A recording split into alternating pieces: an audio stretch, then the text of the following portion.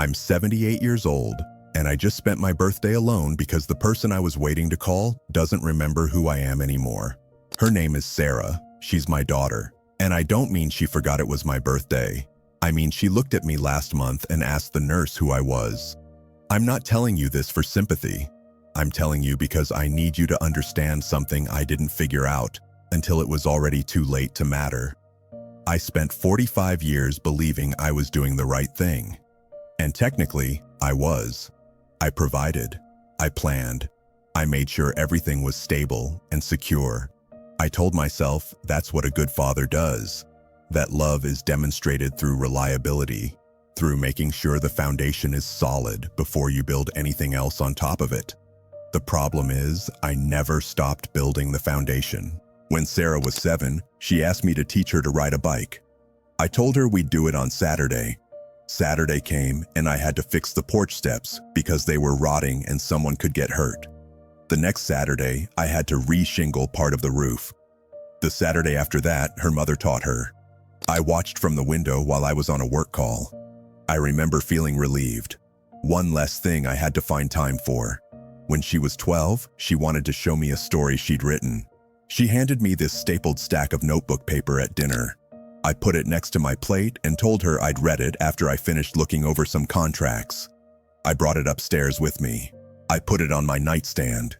It stayed there for 3 weeks until she quietly took it back. I don't remember what it was about.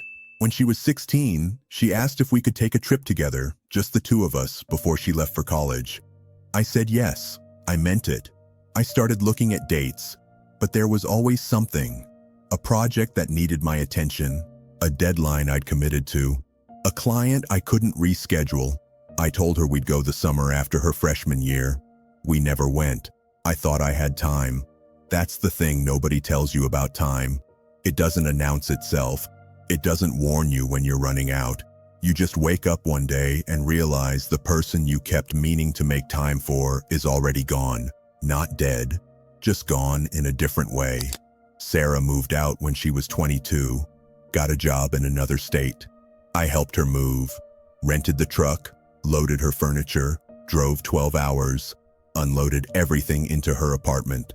I stayed for 3 hours and then drove home because I had meetings on Monday. She called me every few weeks after that. I answered when I could. Sometimes I'd miss her calls because I was working. I'd tell myself I'd call her back later. Sometimes I did. Sometimes I forgot. It never seemed urgent. She got married when she was 28. I walked her down the aisle. I gave a speech at the reception that people said was very nice. I stayed until 9 and then drove home because I had an early flight the next day. I told myself I was being responsible, that she understood. The calls got less frequent after that. Once a month, then every couple months, then just on holidays. I noticed, but I didn't think it meant anything. People get busy. She had her own life. That's what you want for your kids, right? For them to not need you anymore? I didn't realize need and want are different things. 5 years ago, Sarah's husband called me. He told me Sarah had been diagnosed with early onset Alzheimer's. She was 51. I remember sitting in my kitchen after that call, staring at the phone in my hand. I didn't cry. I just sat there. The house was very quiet. I told myself I'd visit more. I'd make up for lost time. I'd be there for her in ways I hadn't been before. I did visit, once every few months. I'd drive up, spend the afternoon, help with whatever they needed, fix a drawer that was sticking, replace a faucet, practical things I knew how to do. We'd sit together and I'd try to talk to her, ask her about her day, tell her about mine. But the disease was already taking her. Some days she'd seem almost like herself. Other days she'd look at me like I was a stranger doing her a kindness. I kept thinking if I just showed up enough, if I just kept being there, she'd somehow know that it would count for something. Last year, I was sitting with her in her living room.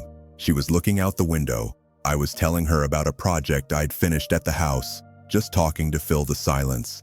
She turned to me and smiled, very politely, and said, "You're very kind to spend time with me. Do I know you?" I told her I was her father. She nodded, said that was nice.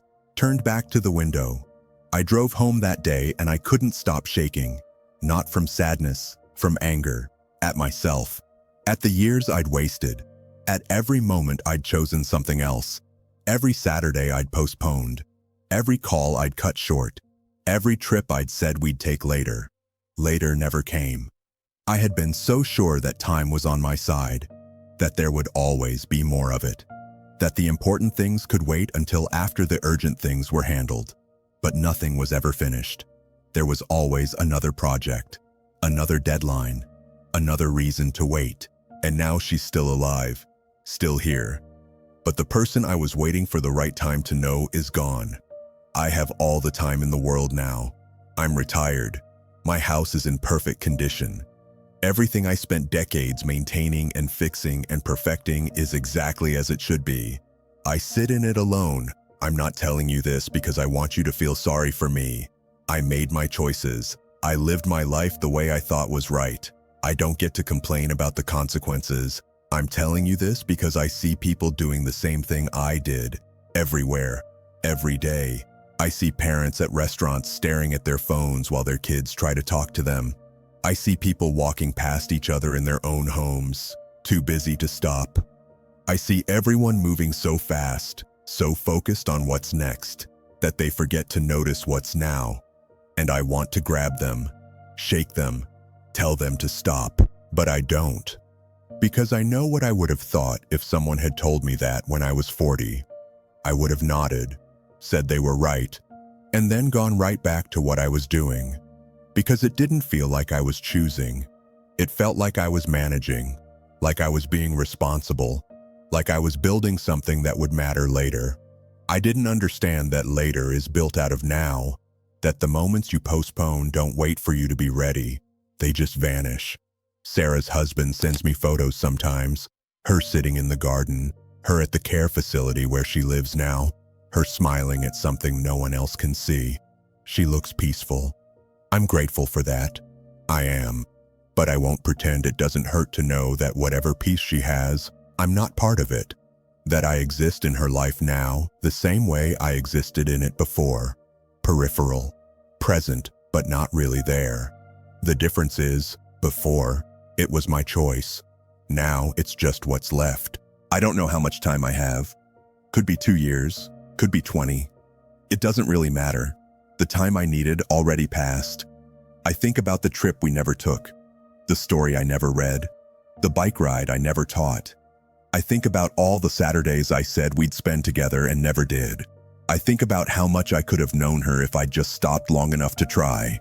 But I didn't, and now I don't get to. People talk about regret like it's this sharp, sudden thing. It's not. It's slow. It's quiet. It's waking up and realizing the life you meant to live got buried under the life you were busy maintaining. I don't expect forgiveness. Not from her, not from myself. I just expect to carry this until I can't anymore. If you're listening to this and something about it feels familiar, I'm not going to tell you what to do.